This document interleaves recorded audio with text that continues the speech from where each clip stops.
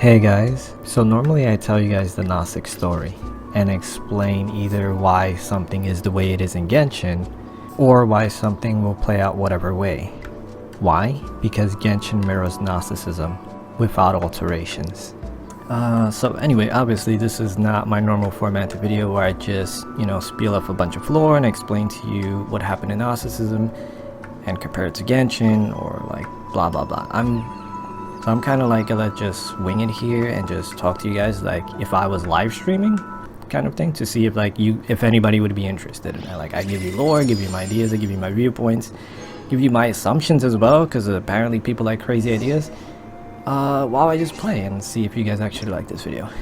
Yeah, and I normally go on very long tangents that like I give way too much context and I just go into all kind of crazy directions when I'm not following a script. I'm kind of following a little bit of a script here, like I'm following notes to keep myself on track, but I go off every which way, and like 5 minutes in you might be like, how the hell did we get here? Why are we talking about this? It's like because of this is connected because of it. So I'm no Cory Booker, like I do have to use the bathroom multiple times a day, but I can literally talk for days at a time. So this is what I'm talking about. If I were to like live stream, my live streams would be more like this. They're not linear, they're not cut and snipped. I'm gonna say and have like some spots where I'm quiet and I'm thinking, or I'm tripping over my words constantly, or saying the wrong word, or I'm on a really long tangent explaining something that you probably might not care for. But that's kind of like how my brain works. It just it goes. When it's on a path, it's gonna keep going and try to explain everything along the way, along that path to you, kind of thing. So I'm like, do you guys want this? I don't know. You probably don't, but let me just make a video just to see out of curiosity. But hit like or give me a comment or give me a dislike if you don't like let me know what are your thoughts. But anyway, let's move on to some lore. So what do I foresee in the future of Genshin? So there's two categories here that I'm gonna try to put simultaneously, because that seems to be what people are interested in. What is likely going to happen, because this happened in Gnosticism, and so far Genshin has mirrored Gnosticism pretty much to the T, and therefore if they continue down this path, these things inevitably have to happen. So there's that, and then there's my assumptions. What do I personally foresee, just like for no reason? Like this is like my intuition of what I think is coming, which it could be dead wrong, so be careful. Be careful, don't just take that as gospel. So there's rumors about a new element, first of all, and this is speculation because I don't have Gnostic data about this, but kind of. So I do not know what this element is technically going to be, if that's what you're wondering. So unless this element is like abyss powers, or this element is light powers like celestial powers, or this is divinity, this is overall like god power, then I don't know what it's gonna be, which is actually exciting to me, because Genshin, for the most part, I kind of know the major points that Genshin's gonna hit with the story, and it's kind of like not exciting to me because Genshin mirrors Gnosticism, so I already know what's gonna happen, and it's not so exciting. I'm like, oh, there's the door of Conrad, we finally found it. It's like, it's under Sumeru. Like, I know, it's not a surprise. I knew it was gonna be there. It's not a surprise. I'm surprised that they showed it so early, and I'm surprised what it looks like, and I'm excited to go in there and see what it looks like or what's down there. But I'm not surprised that it's there, or like surprised that the Seelies are angels. I'm not surprised. Like I knew they were angels. I said that a long time ago. You can look at my videos. I predate it, so that's not surprising to me. But when they put something like a new element in the game, I'm like, where is this coming from? I'm like so excited because I don't know, and when I don't know something, I am so curious, and like that's when my neural pathways are just like popping every which way, and it gets me really excited. So I like the unknown. Like Genshin, like get off the beaten path, please. Like I have really high hopes for Genshin, and I explained it in my like glitches video. But anyway, let me get back on topic. What is that element going to be, the unknown element? Like I said, unless there's those three elements, I don't know what it is, which is exciting because it's unknown. And if it's unknown, it means it has to be from either, it's not from the realm of light, it's not from oh my god, this is what happens when I don't have notes in front of me. It is not from the pleroma, the realm of light, and it is not from Teyvat, the dome of Teyvat. So That means it's from some other source, somewhere else out there in the vastness of, you know, time and space and multiple dimensions. It could be from anywhere. It could be anything. They could just make up anything from anywhere. Like there's other things out there. So the story is not just locked to Gnosticism, and when Gnosticism closes, we're doomed and the story ends. No, there's more. They can open a new chapter. It's like, okay, we found our sibling and we defeated the Demiurge. Okay, now what? Now what? There's more. We can do. There's so many new doors they can open up before us, kind of thing.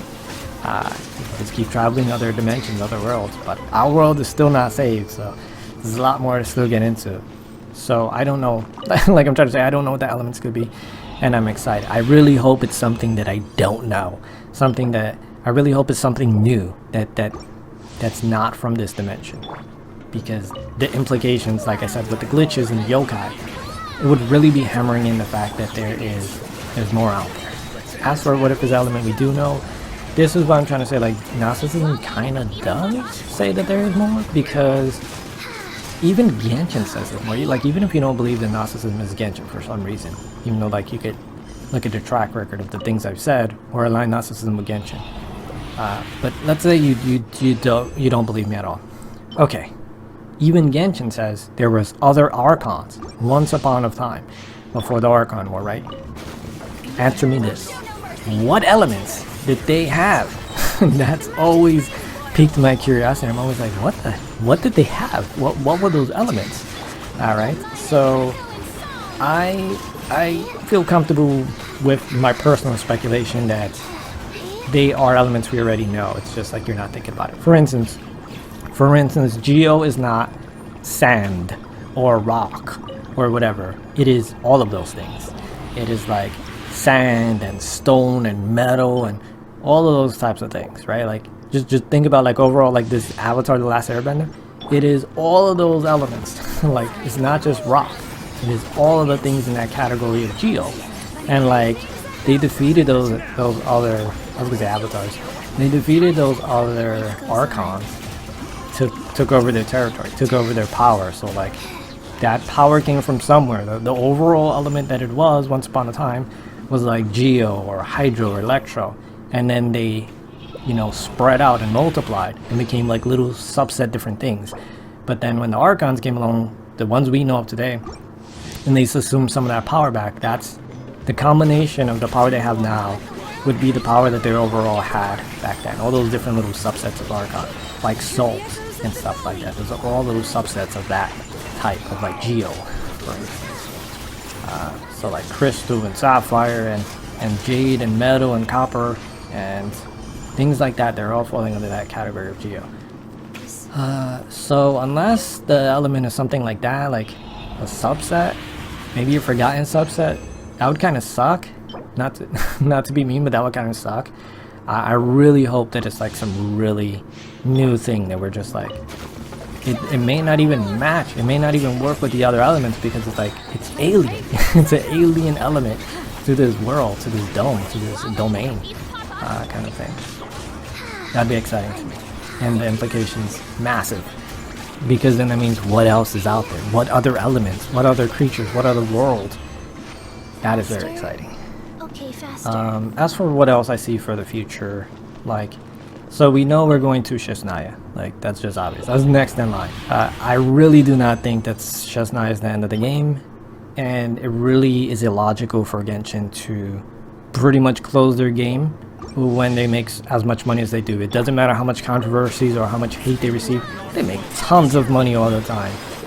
So yeah, why would they close the game? Like I said in multiple videos, even if they make a new game, it's not gonna bring all these people over to that game. So instead of trying to make a new game from scratch and try to build a new audience, just perfect this game.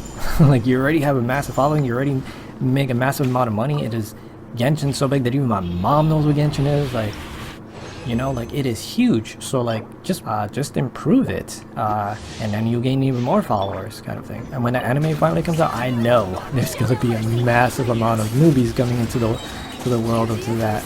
But anyway, so what are my thoughts for Snezhnaya? So like, I don't really know what the egotistical desire is for Cryo. So like, I don't know the overall meaning. Like, for instance, like, Pyro is war, and like hydro is justice, and like dendro is wisdom. I don't know what cryo is yet. Like they haven't revealed it to us in the point while I'm filming this video. But like I told you guys multiple times, it's supposed to be knowledge.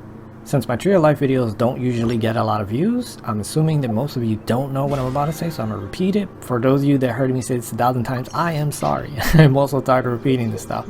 But the cryovision and gnosticism, and therefore like the Genshin, it's supposed to be knowledge. It is supposed to be knowing reality. Not just like you know stuff, not just you go to school. Like, no, you figured out the universe. You figured out the rules of the game, kind of. You figured out who's on whose side. The whole point of Gnosticism is supposed to be like to awaken, to realize reality, to open your eyes, to take the pill and wake up from the matrix kind of stuff.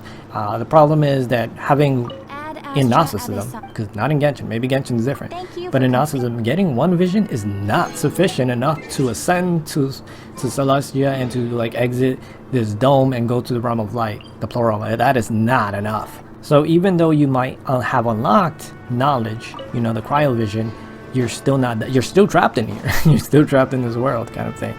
In order to get a vision in the first place, you have to like resonate with that vision and then surpass its lock. Like it's locked by archons. Even if they don't know they're doing it, they're doing this. It's locked by them. And what I mean by that is like, it's kind of like everything they stand for is diverting you from the keys, from the path it takes to unlock that vision. For the cryo one specifically, it's like I keep saying, it's knowledge. And therefore, if you attain enough knowledge and then you realize the blueprints, you realize what Tavad is about, you realize that the world is dark and evil and the god is actually the bad guy. The overall god is the bad guy.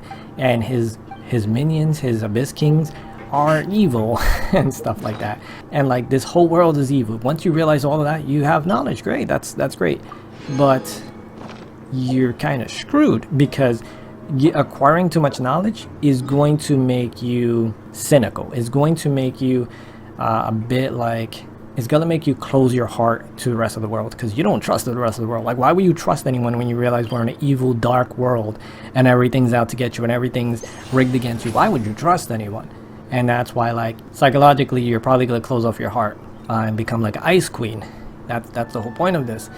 So how you actually get a cryovision is to, yes, you can understand that the world is dark and everything's against you and so on and so forth. But then you're supposed to see, you're supposed to believe in the light at the end of the tunnel and get joy from that. Like, you will see that all this suffering is worth something. All this pain and misery is going to lead to something better. There is good. When you have these two things, when you acquire that joy after going through that mental torment of having all that knowledge, is when you would acquire the cryovision. So that's how cryo works. That's how it's supposed to work. So like I said, the egotistic desire for cryo and Genshin, it could be knowledge, it could be pain, it could be despair, it could be grief, it could be like one of these things like this. So that's how it works in Gnosticism. And that's how it's been working in Genshin so far. You could compare all the characters. I've done that in multiple videos. Even before the characters come out, I already put the blueprints of how this vision should work. And then every character beforehand had matched, and every character so far has matched. Like, maybe some of the newer characters that I haven't looked at their story, maybe it clashes somehow, but I really don't think Genshin's gonna make that mistake. So what do I see for Snezhnaya specifically? So my assumptions is they're gonna go with the whole Ice Queen trope where whoever the archon is, she's kind of like, she endured some pain, some suffering, some misery, and she's the archon, so she's not really gonna lose her power for like not having joy, but she's the Ice Queen, and she's like really layers upon layers upon layers of like cryo shield over her heart kind of stuff. Maybe metaphorically and maybe physically, but that's what I'm foreseeing. And since the Fatui are under her, I think that the Fatui are actually good guys, but they're kind of like anti-heroes. They're doing the bad things for a good reason kind of situation. It's like they don't overall care about crossing these moral lines because they know the overall goal is this blank, which I'm gonna get into in a bit. But because of that, like I'm trying to say, they look really bad. And I think what's going to ultimately happen is we're gonna do our normal thing. We go to the region, we have a conflict with the archon or whatever, we save them from themselves, because the archons are suffering from their own stupidity. I'm sorry to say, but that's how it is. Those egotistical desires are also controlling them, and we have to free them from themselves. So when we free her from her egotistical desire and we open up her heart and get through all those layers of shielding, which she's probably gets really cold and really, like, you might see she has pain and you might feel bad for her, but you might also write her off as like crazy and like, no, like there's no salvation for her. Kind of like Azula from like Avatar. You're gonna think that like there's no salvation for her, but I guarantee you she's wearing so many layers of armor you do not see her heart. So once we melt through that and we get to her heart and we talk with her and she becomes our ally, then we're gonna see what's going on. What made her this way? Why has she, you know, locked herself up? And then we're gonna realize, well, not the character, because your character knows what's the deal. It's you, the player, is gonna realize like, oh shoot, there's so much more to this world I didn't know. Like, oh, well, she knows. She's knowledge. She's gonna know these things, and that's what made her dark in the first place. I mean, not dark. That's what made her cold in the first place. Is these facts, and the facts are that like we're in an evil world that's being dictated over by the demiurge. The demiurge is claiming to be the primordial one. He thinks he's the god and the overleader. I made a demiurge video about that, and I talked about that quite a few times, but look at that video if you want information. But anyway, the point is that overall God is bad, and he keeps us in a prison, and even if you die, you're reborn into the cycle. You forget who you were, but like your soul is still stuck here, suffering from all of it, being born and being his plaything, and then dying and being born and being his plaything for all of eternity, until you can actually get enough gnosis. You know, gnosis is spiritual knowledge. Until you can unlock enough sephiroths, visions. When you unlock all the visions and you get complete, you know, enlightenment, you can exit this world and go to the realm of light. You're not bound by his rules anymore. You can do whatever you want, but most people don't have any vision, so they can't. They're helpless. So the point is, she's realized this, and that's what's made her cold, and she's gonna stop at nothing to destroy this world, to destroy the demiurge, and to destroy his abyss kings. The problem is they can keep getting reborn, because like death is not a thing. Like in Gnosticism, I'm trying to say, death is not a thing. Like, so if we defeat the demiurge, he's just gonna get reborn. But we need to get all the people out of here, right? So this is what I'm trying to say. Is like, once we become friends with the Cryo Archon and she explains all this to us, we realize the real point of the game is not to get all the visions or to help all the Archons. We realize the point is not to be united with our sibling or to get the Pearl, aka the Moon, aka Paimon, or all her other pieces. It's all of this in general. So like, to be honest, when I first started playing Genshin, it really frustrated me. Like when I first started playing, and like I'm like, oh, I gotta save my sibling. I'm like, let's go save my sibling. And it's like, my character's taking her sweet time talking to people and doing little side quests. I'm like, what are you doing? What are you doing? Go save your goddamn sibling. It's like, it's so irritating to me. Like, your priority, why aren't you prioritizing this? Why don't you care? Well, how can you go to sleep at night? Go save them. It drove me crazy. Until I realized this is Gnosticism, and I'm like, oh, okay, that's why you're taking your sweet time, because you know, like your character knows you're gonna be here for a very, very long time. The ending of the story is the apocalypse, is the end of the world. And the end of time would happen when there are no more men on the planet. when there are no more people on the planet, the world has ended. Everybody has evolved and ascended to the realm of light. That would be the end of time. And how do we actually trigger the apocalypse? Well, the end of time. It's literally a few milestones, a few checkpoints we have to hit. Is, yes, we, you know, get Sophia to reawaken and remember who she is and get her gnosis back. And then once Sophia, you know, Paimon regains her consciousness and we've got all the visions and we got our sibling, we go to the realm of light and we're free. We got the Pearl and our sibling, and we can just get out of here and become the overall leader of the heavens, of the Pleroma. No, Sophia's not a, like, she's not very controllable. You're not gonna get her to do exactly what you want. She's very determined herself. She's gonna do what she wants to do, and what she wants to do is undo her mistake, like I said in my past video, in multiple past videos. And her mistake is she created the primordial energy that became the sovereign dragons, that then became the other dragons. She also created the egg that hatched the demiurge, that then created the shades, that then created humanity and the archons and reshaped this world. Basically, everything that's going on Tibet, she feels is her responsibility. She actually feels guilty about it, and she punishes herself. She needs to stop the suffering of all these people. She even wanted to save the demiurge as well, because she thought he was just uninformed, and perhaps if he knew reality and knew the whole of creation and stuff, he would change his ways. He did not. He did not change his ways, which is why the Archon War happened in the first place.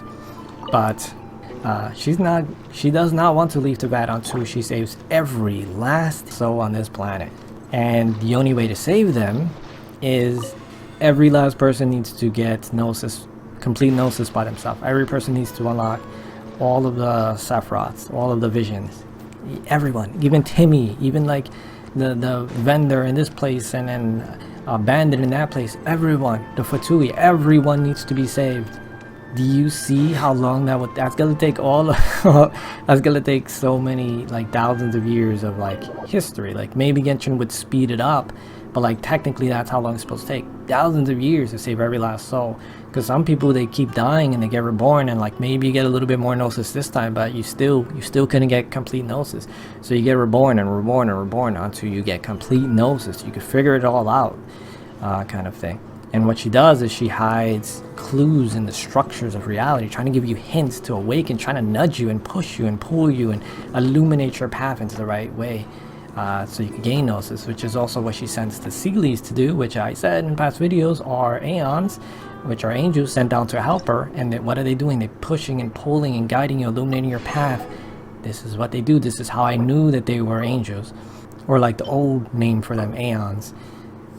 But that's what she's doing. She's not going to leave anytime soon, and therefore, since our task is to get our sibling and Pearl, the moon, Sophia, she's not leaving yet until she completes her task. Therefore, we cannot leave yet until we complete our task, which is to bring her with us. And therefore, our job is not done. Not by a long shot. There are still too many people to save.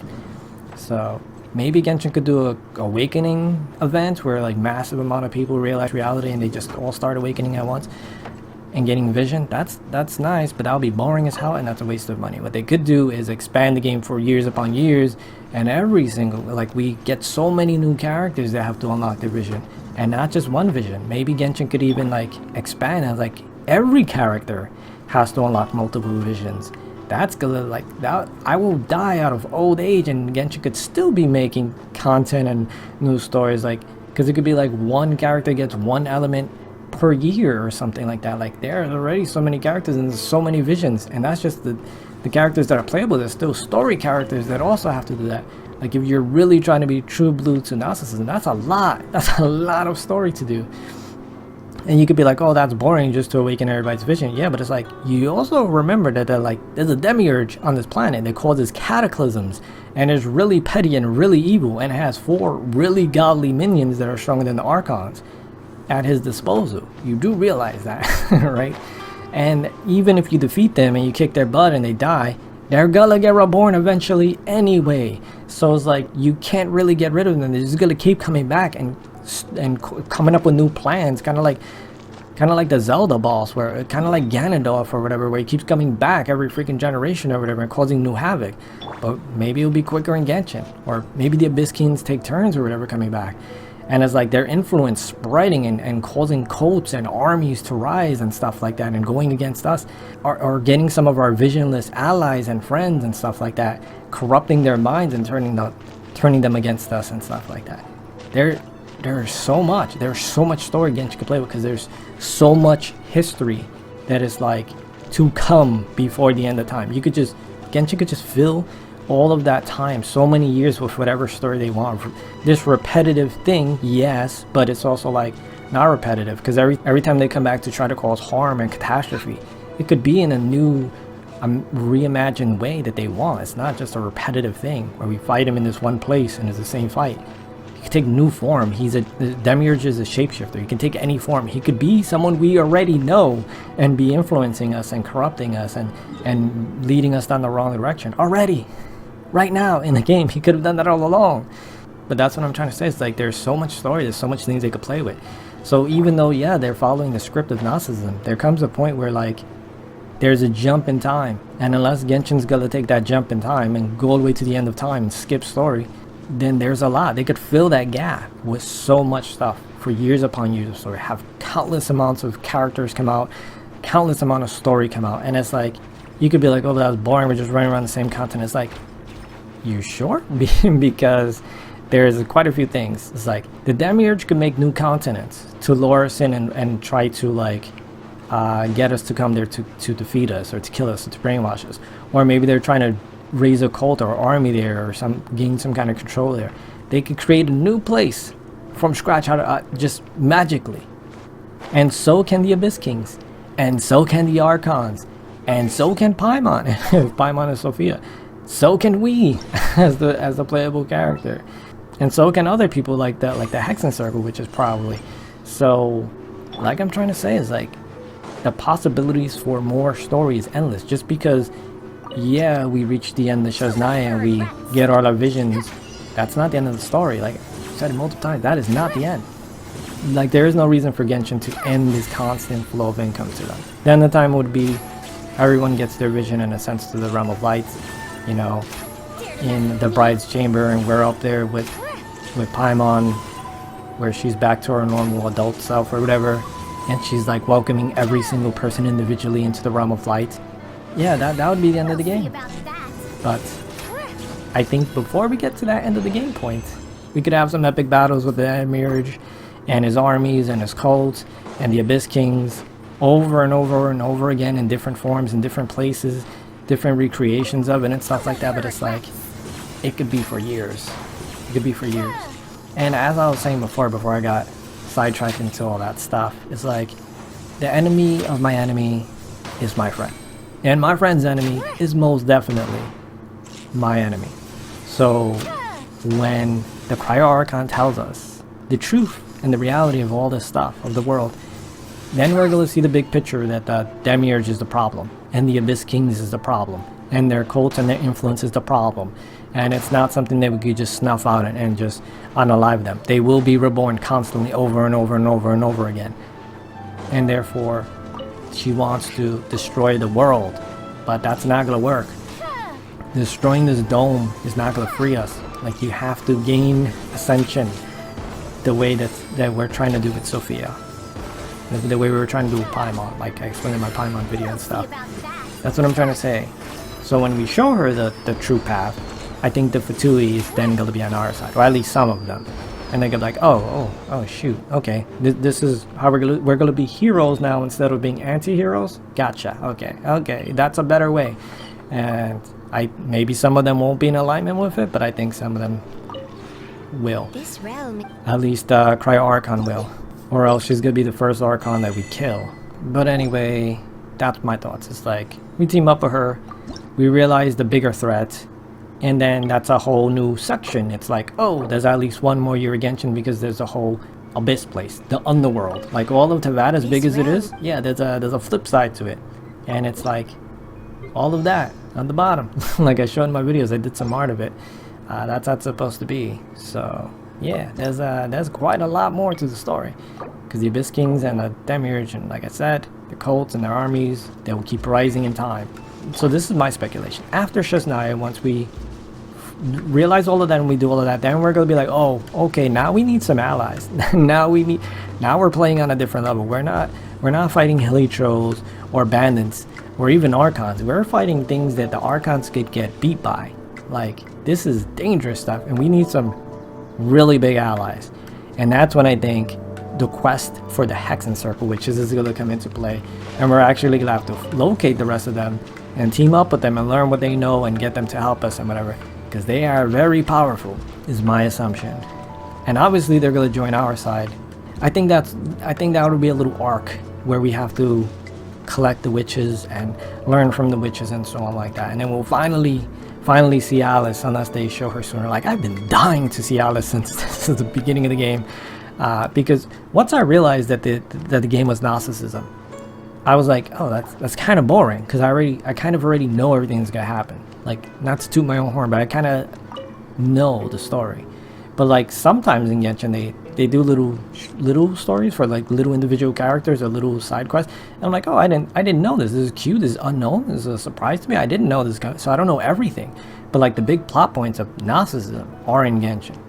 But like Alice is a big plot point that does not make sense to Gnosticism, and therefore she is very curious to me. Like, I've been dying to like know her. I want to pick her brain. Like, I know it's just video games, so I can't like actually go to her and ask her whatever I want, but I wish I could because I know she has so much knowledge in her, and I want to know these things. Where is she from? How does she know these things? She knows things that's not from this planet, kind of thing, not from this realm. She advances technology, like they're taking leaps and bounds in technology. They're not following the normal progression of evolution technologically wise.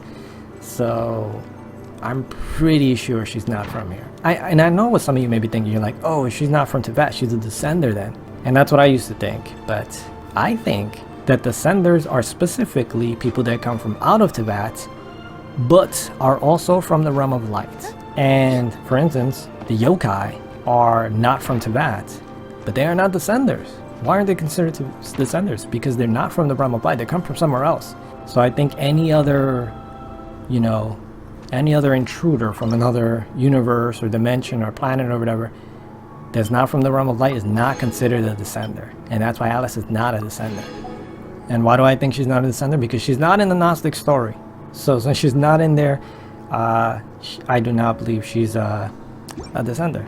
And even if we were to have some like enlightenment event where like massive amount of people get like multiple visions at once and they ascend to the realm of light, like even if we do that, I don't think that the game would close. Like the game could close, but I mean, like there's still possibility for more, because where did the yokai come from, or where did Alice come from? Like there's still things from outside of the creation of the Demiurge and the Primordial One, like I said in other videos. We could go to those places. We can go to all these other places and go on new adventures and unlock new characters and fight new domains and new bosses and new creatures and new weapons and new elements and so on and so forth for a long time. Like Genshin could really ride this out for a very long time. So I think as long as people want Genshin, I think Genshin can keep dishing out stuff forever. Like I literally said, I could die of old age and Genshin could still be making new content that's brand new, not repetitive stuff. That's what I'm saying.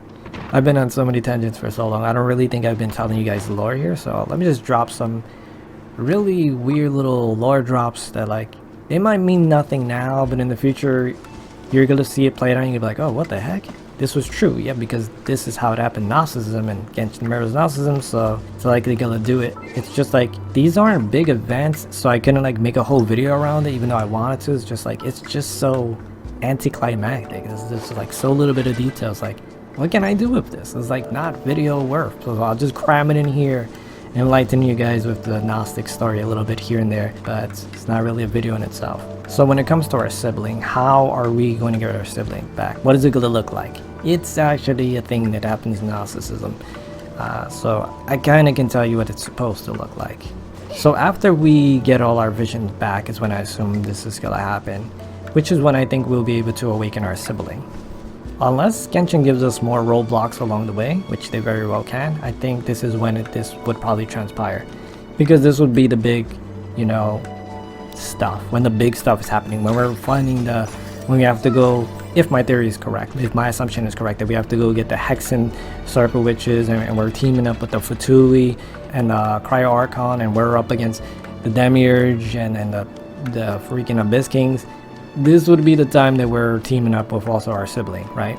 So in the story, what's supposed to happen in Gnosticism is, I didn't say this before. I knew this for a long time, but I didn't say this. I mean, I hinted at it, but it's because like it's so minimal. It's just like so anticlimactic. But what's supposed to happen, at least what I thought, because I have a new interpretation of it. I actually thought about it backwards by mistake. So basically our sibling just shows up one day at our house and they're demanding to see us, saying that they're our sibling. And the person at the door is supposed to be our mother, our earthly mother, the person that birthed us into this world. And basically that person our mother flips out and they grab that our sibling, like, who are you? What are you claiming? And then they call for us. So like my first version of this, when I first realized this was Genshin and I interpreted that in my head, like all of this was clicking together, I was like, is that Paimon? Because Paimon is, you know, she's the Triquatra. She's like the maiden mother crone, right? So is she gonna like tackle our sibling and pin him down and like call for us to come see? But she already seen our sibling. Why would she do that? But that's what I thought. That's what I thought was gonna happen. I was just like, this is so weird. Like, is that gonna happen? But it's also like, so it's such a small story. Like, what's the relevance of ever telling you this? Like, the whole video for that, like, 1 or 2 sentences, that's not really sufficient. But there's more to this. Anyway, then we're supposed to burst in the room and be like, no, it's okay, like, that is my sibling. And then we, you know, reunite with them, and then we become like one being. Like, both siblings, the twin star, become one single entity, which is very strange. I kind of don't like when stories do things like this. It's you just took 2 personalities and crammed them into one person. Like, I feel like someone died. I feel like 2 people have just died right now, and there's now one entity. Like, I hate stories like this, but this is how Gnosticism is. Also, before that, we're supposed to give our sibling back their robes, and it's supposed to be adorned with all the Sephiroths. All of their visions, all of their gnosis is supposed to be given back to them, so their powers are restored, for the record. Yeah, and that's implying that our sibling is the 3rd descender that had their gnosises taken from them, right? Also, this implies that our sibling died, right? Because it said that the 3rd descender is dead. But there's a piece of the story you might not know. So like when that person is when our sibling is supposed to come through the door to our house, they're a spirit. They come to our door in spirit form, and they get tackled physically by our mother somehow, and then we become one being at the end of that little story of the twin star. So that's why I kind of like suspected that our sibling was dead, kind of thing. But I didn't want to like say that. Like, that's a major freaking spoiler for the story. I do not want to be spoiling the story for you guys. I want to like hint things and keep you guys excited about stuff, but I do not just want to sabotage the story for you. So I kind of keep some things to myself. That's one of the things I try to keep to myself. I mean, I told my friends about that. Maybe they were disappointed, I'm not sure, but I couldn't contain it. I had to tell people, and those are the people I told, my friends. But I didn't want to make a video about that. Also, it would be a very small video. But now I'm telling you because like you kind of know the 3rd descender's dead, then our sibling's dead. That's their gnosis. We got to collect those and then return it to them, and then their spirit becomes one of us. So that's what I used to think, and I realized I was wrong. I was wrong at one point, because it's backwards. It's backwards. I forgot that we are not the 1st sibling. We're the 2nd sibling. We're the duplicate made by Sophia when she was distraught and creating all the primordial elements. So the 1st sibling is our sibling, and we're the 2nd. So technically, we're the ones who's supposed to bust through the door into our sibling's house and demand to see our sibling, and then we get tackled by their mother, kind of thing, situation, which is weird. This is very weird. Because this opens so many questions for me, because I'm like, okay, first of all, who is our sibling's mother in this world? Was our sibling reborn in this world and birthed by a human person? If Gnosticism is if Genshin is exactly Gnosticism, if Genshin is following exactly the Gnostic way, was our sibling reborn by a human parent? Very strange. But I don't know, it could just be like an interpretation that that it's like their mother figure tackles us or something like that. I don't know. I'm not sure how this is gonna play out. I don't know how Genshin's gonna like portray this, but this is what's supposed to happen. So we're supposed to bust through the door and someone tackles us. It's supposed to be their mother figure, the person that gave birth to them, and then our sibling is like, no, that is my sibling. Like, and then we talk to each other, and you know, we become one being again. Now, like I'm saying, there's more questions here, because like, we're supposed to be a spirit, so what the heck? Do we die? And it's like, there's a few things here. For instance, yes, it could be like our bodiless ghost, because we die, goes to our sibling and becomes one being. Possibly. Like, that's probably what most people would interpret it. But I don't think that's the way. It also could be that we spirit walk, you know, astral project and something like that to our sibling to communicate with them because they're somewhere where we can't reach. That could be a way. Which is like, they kind of did something like that in a little event where we kind of met our sibling in spirit form, and I was like, oh my god, this is it, this is the moment. And they didn't do it. I was just like, oh my god, like I did not expect this to happen yet, and then I thought it was happening. But it hadn't happened yet. But something like that could be what happens. But another thing is that, like, the wording, it's what may be misunderstood here. So it's not a perfect translation, but the way it would be translated is like, kind of like, what's the difference between a soul and a spirit? I bet you most people, they don't, it's just the same word to them. It's just interchangeable. It's the same thing. It's like, technically it's not supposed to be the same thing. So it's kind of like body and flesh kind of thing. It's kind of like before and after kind of thing. Or a baby and adults kind of thing. So the soul in this situation is kind of like an unenlightened spark that you're born with. That's the soul. But your spirit is your enlightened soul. That's the difference between these words. That's how it's supposed to be. And normally when it's talked about, it's kind of like separated from the flesh. So it's kind of like in ghost form. But not always. Not always. You could have a spirit. You could have spirit and still be alive, still be in a body. You just gain enough enlightenment, enough gnosis that you're like, you're up there. You're ready to ascend kind of thing. You're very close. You're very enlightened. In this situation, it could be simply that, yes, we got all our gnosis back. We got all of the Sephiroths unlocked, and we got our glowy, you know, gold power again, and now we're fully enlightened. I mean, we always knew the truth of stuff, but like now we have all our power back, all our gnosis back, all our elements back, and now we come to our sibling like this. Or maybe now we can go to our sibling like this, fully enlightened. And that could be Genshin's interpretation of how the story is playing out, which makes absolute sense to Gnosticism. But who their mother is my biggest question. I know earlier I was talking about like more things that Genshin could do to keep the game going. And there's actually stuff that's supposed to happen anyway. And it's not happened yet. And is adding to the whole thing that I was saying, that like things keep being reborn and things keep being repeated, fight keeps happening, stuff like there's a lot here that like I don't really think you guys really realize how much there is. For instance, all of the people we've, like, I hate to kind of spoil this, but technically in Gnosticism, people that die within Teyvat and haven't ascended to the realm of light but are cut off from the Irminsul tree, what happens to their soul? Do they just disintegrate? They're not supposed. That's not how Gnosticism is supposed to work. You're not gonna disintegrate into nothingness. You'll keep getting reborn for all of eternity through the Irminsul tree, because that's how Genshin's working. But in Gnosticism, you just keep getting reborn over and over, because it's the demiurge's trap, until you gain to ascend. There's only two options. You can't die. There's no permanent death. The only permanent death is if you choose the side of darkness. The light leaves you and goes to the pleroma, the realm of light, without you.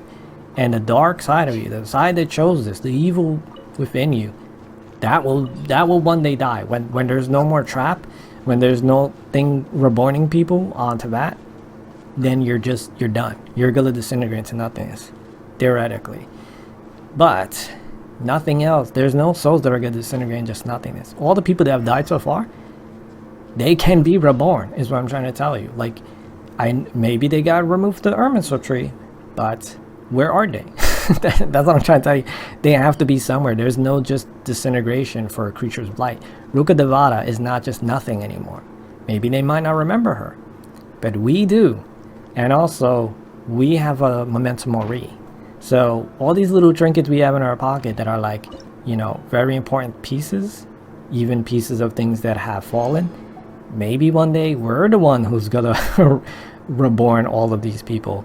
And put them back into the Irminsul tree so they could be reborn and complete their, you know, ascension and exit, you know, to the realm of light. Or maybe if they're not part of the Hermeso tree, they just get sucked into the realm of light. I don't really think that's how it's supposed to work. I think you're supposed to get complete gnosis. But maybe because they're excluded from the Hermeso tree, that the aeons outside of the bubble just take them and they're like, oh, well, come. I guess you got a free access. You got a alternative pathway. I don't know. But you're not supposed to disintegrate into nothingness. So all of these little trinkets we have of fallen people and stuff like that, or anyone we lost, they will get reborn, or they're in the realm of light, which is not like, it's not death. There is no dying. When you exit this world, this realm of light, there is no death. I mean, when you exit Tevat, there's no death. Death is not supposed to be a thing that happens. It's only a rule inside this bubble of Tevat. It's not a thing in the realm of light. There's no death. So now that you understand that, and I know some of you may be like, you repeat this all the time, but it's like the implications I don't think some people are seeing. For instance, that giant dragon-like snake in Inazuma that was killed, the skeleton of it is there and stuff like that. That thing is going to be reborn, right? You know that thing's going to be reborn, right? And it's not just because of the theory, it's not just because I'm saying that like things get reborn constantly in gnosticism, it has to happen. It's also because that's part of the story. In mythology, right? In story, it's supposed to be that she does fight that dragon and does kill that dragon. And then in time, eventually, that dragon comes back to life or gets reborn. And they have another fight. And this time, that dragon kills her. However, then the sun brings back El. And then she fights the dragon again. And then she kills him this time. So I think the sun in this case, it could be us, I suppose. A lot of times in the game they say we're like the sun. I think Genshin's interpretation is Mavuika is the sun. Snake is gonna come back eventually, one day, and she has to fight that snake again. And then when she kills that snake, the snake is gonna come back again, one day, and she has to kill. It's like that is her task, to stay there and guard that freaking place, because the snake is gonna keep coming back. Like maybe it may take like hundreds of years each time, so maybe we won't see it happen multiple times in the game, but theoretically this is how it's supposed to play out in the story. She's gonna fight that snake multiple times. That's her role, is to stay there defending that spot and keep slaying that thing over and over and over. And if she dies, Mavuika's gonna keep bringing her back over and over and over and over, and then she's gonna that's the cycle. It may sound tedious and boring, but it's like the fact that like even the most dangerous god creatures are gonna keep coming. There's no end. There's no end to things. Like even the biggest bad guy, you can't just be done with them by killing them. They're gonna keep coming back. And it may be like Battlestar Galactica, where like, yes, you could kill them over and over and over again. They're gonna keep coming back, but they might learn. They might learn from their mistakes and come back harder, wiser, more dangerous, with new allies or with new tactics. It's not the same each time. It's gonna keep evolving. It's gonna keep getting more difficult. That's what you could look forward in Genshin. Another thing is like, that means that all of the harbingers could be playable one day, because like I said, they could be reborn, and then we could play as them, and then they would even be on our side. Like I said, if I'm correct about the Cryo Archon joining us and her ruling the Fatui, and then the Fatui being on our side mostly, and then therefore that unlocks them from being playable, right? Because they're on our side. So that's great. But I want to talk about Columbina specifically, because I had a hypothesis a bit back where I said perhaps Columbina is, because I thought they were going to interpret that there's only one, but there's multiple wives. But I thought she was perhaps the wild, because she seems like a shaman or a necromancer. Also her laying on like the casket and stuff like that, like she's not mourning, she's listening, she's hearing, she's trying to connect with her fallen comrade kind of thing. She's definitely giving me those vibes. Her aesthetics and stuff like that, her calm tone is definitely portraying this kind of mentality to me. So I know she's tied to spirituality. So I thought she was going to be tied to Natlan and be one of the YUPs, because she's even portraying, she has the 6 wings, you know, on her feathers. The 6 wings, which is like an aeon. But like I said in my videos multiple times, no one on this planet of Tibet is supposed to know what aeons look like. That's forbidden knowledge. So how could you portray that correctly and know what they look like? Which means you have forbidden knowledge. How can you have forbidden knowledge and not be smited? You have to be cheating. You have to be going outside the rules somehow. And the harbingers seem to be doing stuff like that. So I figured it must be her, or it must be something or it has to be ghost, right? Because then they would have access, collective knowledge to things outside. You could go watch the video if you want more context. But if that's not the case, then what else could she be? Because I'm very curious in Columbina, because she looks, like I said, spiritual. I like characters like this, so I want her. But what else could she be if people are curious? What else could she be, mythologically speaking? Is if she's in Snezhnaya, then perhaps she's supposed to be like a Valkyrie. But hear me out. I think Genshin really does their homework on mythology, and they're just not going by shallow, common pre-notions of things. You know, like when Christianity came along, they kind of butchered everyone's mythology and simplified it, and it's wrong. It's not the way that it used to be, you know, before Christianity came along. That's what I'm trying to say, is like, what were the Valkyries beforehand? I actually did a video about this a long time ago for Warframe. There's an old term and an old concept that like is not modern. People don't do this. You're not seeing this portrayed in stories, but what Valkyries were actually supposed to be once upon a time originally is they were Hugra. Okay, I believe that's how it's supposed to be pronounced, and it's supposed to be like spiritual women. They would kind of like get into a trance. They would kind of like astral project their spirit into someone else, into warriors on the battlefield. That is a Valkyrie. That is the origins of how Valkyries were supposed to be once upon a time, before it was all butchered and turned into like women with armor riding on Pegasuses, which doesn't make sense because there's only one Pegasus, and that's from Greek mythology. It's a completely different thing. It's not that. They are just normal women that can astral project, and that term, like I'm saying, I believe it's pronounced Hugra.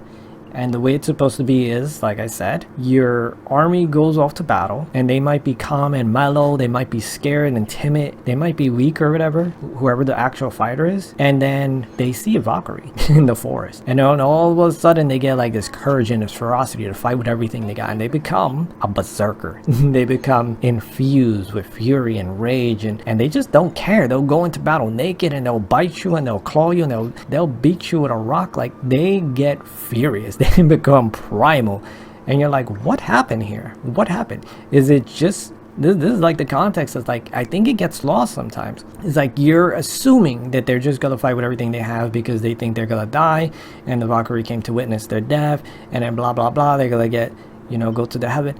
That's not really the point of this. The point of this is when the Valkyrie shows up, when the astral projected person shows up, they possess the person, the warrior on the battlefield.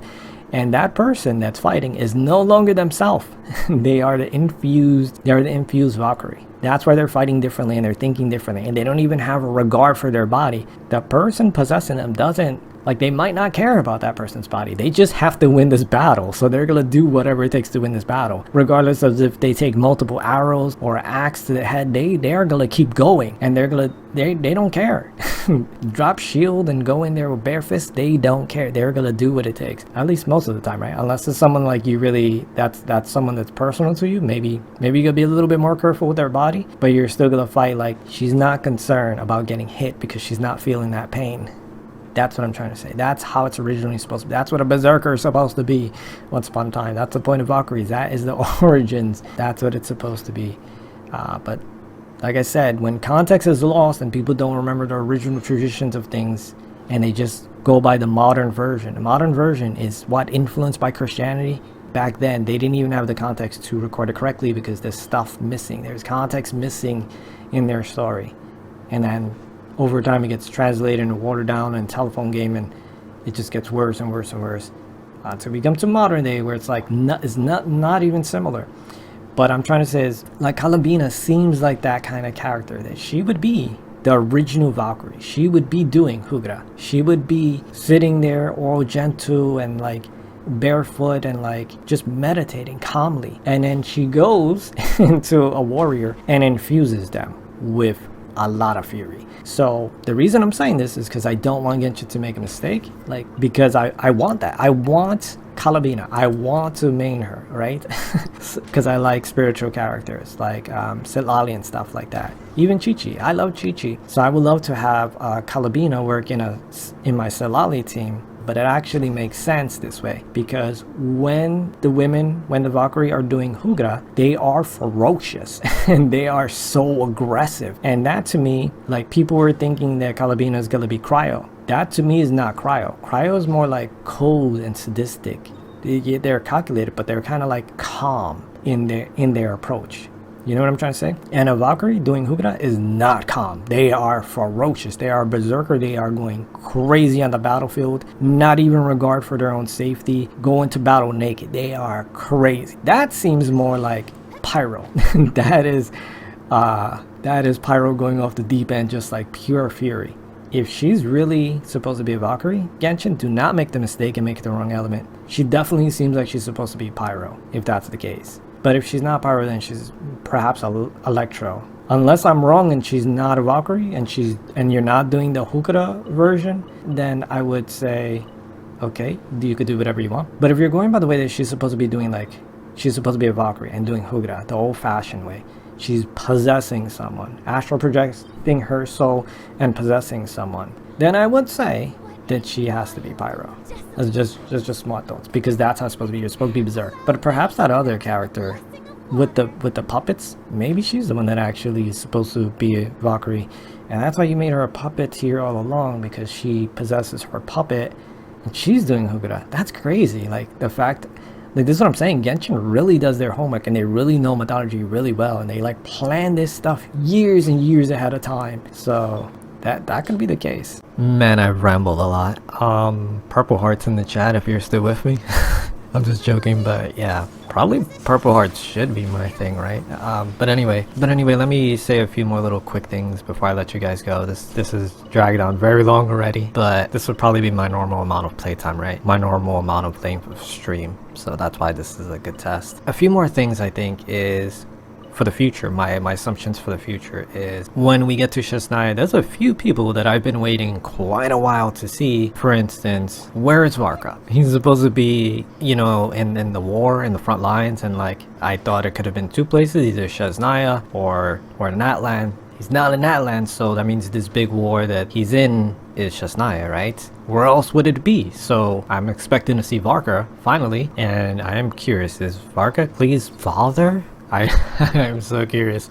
Also, someone that might have been forgotten, and I don't even know their name, but Sayu's ninja master, right? Like, the person who taught her all this stuff, and like her mentor, where are they and who are they? She said, or someone said at one point, that they're supposed to be in the war, and it's not the Inazuma war. I think they meant that it's supposed to be the war that like Varka's in. So that great ninja master, Sayu's ninja master, he's supposed to be in the freaking war too, or she, because I don't even know what their gender is. But I hope we see them. I hope Genshin didn't forget about them. Like, give me that ninja master. I've been waiting so long to see who the heck they are and how they play and whatever. Another thing that I really hope Genshin does, and I don't know if Genshin's gonna do it, I'm gonna repeat this in another video in the future because I really want something like this to happen, is the older characters that are starting to lose their relevance because, you know, newer characters keep coming out and they keep getting a little bit more powerful, a little bit more unique, and the older characters, they kind of get stagnated. For instance, like Klee, poor little freaking Klee, like she's like the heart of Genshin, and like she's got left behind. So yes, you could give her a power up to like catch up to some of the characters. She doesn't need to be the strongest pyro DPS that's ever existed, but can you catch her up a little bit and make her a little bit more relevant? And instead of just changing her kit, which people might complain about, right? There's always gonna be someone complaining. So what you could do instead, which I really hope Genshin does this, make it that when Alice is playable, Alice specifically doesn't just buff everyone and it's like, oh, she's such a great character, or she's super strong pyro DPS, or whatever she is. I'd rather her be like a massive upgrade kit for Klee. Like, they have some really great synergy. Like, maybe she works good with other people, but she works amazingly well with Klee, or Klee works amazingly well with her mother. That would be so freaking cute. I would love that. Like, I think so many people would love that, because that means eventually when older characters, when people's favorite character eventually becomes irrelevant as well, that means one day there's a possibility for someone to come out and boost them up in the future. For instance, Sayu's teacher, her ninja master, he might be able to also boost up Sayu and make her relevant. If they play together, they can both, you know, have more synergy than if they each played alone. Like, they would have more relevance, more power, more I don't know. But I think it would be cool if they get more caught up to speed like that. And I know someone may come along and be like, oh, but one day, even even their power level together might eventually get power crept or whatever in the future. And I was like, okay, then a third character could come out and buff up that unit, and they catch up to speed and be relevant again. Like I said, Alice and Klee, perfect freaking team. Hate when Genshin makes like characters that are like really good friends or whatever, and like then they don't work together. Like, I know technically that's how it's supposed to be in gnosticism. Like, for instance, Geo and Electro, they can be really good friends because they balance each other out, but in the game they kind of don't have synergy together. So like, for instance, like Ito and Cookie, like you don't really pair them in the same team. But it would look so cute and so cool if you could have these two like best friends together, or Yao Yao and Chi Chi if they actually could work together, or Chi Chi and Baiju, you know, something like that. Like, they're supposed to be together, but you can't really play them together. It'd be great if you could have. So like, I really hope that they don't make that mistake with like Alice and Klee. I hope they really have some great synergy. Like, that's a missed opportunity if you release Alice and she just has nothing to do with Klee mechanically. That would suck. I really want her in Klee's team. I think Genshin's always going to be able to sell new units. It's always new and exciting and powerful, but to get people to also buy the old units, like newer people buying the old units, you have to give them a little bit more life again. Like, yes, new skins are cool and it entices us to want to get those characters again, but to want to keep playing those characters in comparison to like Klee versus Mavuiga, that's heavy. That's hard. I mean, I would personally do that, but I don't see a lot of people doing the same. That's what I'm trying to say. It's like, boost her up a little bit by some means, and some of those other characters that just kind of got left behind over time. That way, yeah, people are still gonna buy the new characters, but then they would also be buying the older characters again as well. I think this small change could give Genshin some extra currency that perhaps they weren't expecting, because they may not be expecting to sell older units anymore. There is a bunch of other stuff I'm gonna go into with you guys, but I just rambled so long on these other things, so I guess I'll ramble about other stuff some other time. I just want to say one quick thing before I go, like, leave you guys thinking, but like, you know how I always talk about like, in Gnosticism, every person is supposed to get multiple visions? The first people that should be getting multiple visions, if this is going to be true in Genshin, and not like Kazuha where he like tapped into it. I'm talking about like, you tap into it and you can maintain that resonance, so you have either dual Sephiroths or multiple visions at once, right? I think obviously the Hexen Circles would probably be able to do this, but if there's ever a normal character who would be able to do this first, I think Albedo is like, he's so freaking enlightened. Like, he's already manipulating light and manifesting things into reality. This guy, like, I'm not even an Albedo main or whatever, but I'm trying to tell you, like, lore wise, if there's an anime, he's the first freaking person that's gonna get multiple visions. He's the first person that's gonna ascend besides the Hexen Circles. So Genshin, like, don't forget about Albedo if you're going to like do multiple visions, because he should be first in line as a normal person to get multiple visions. He should be very important to the story. But I'm out of time. I'm running out of time here, so I can't go into a whole thing about Albedo. But anyway, I think that's enough for now, guys. So thanks for watching, and hope to see you next time.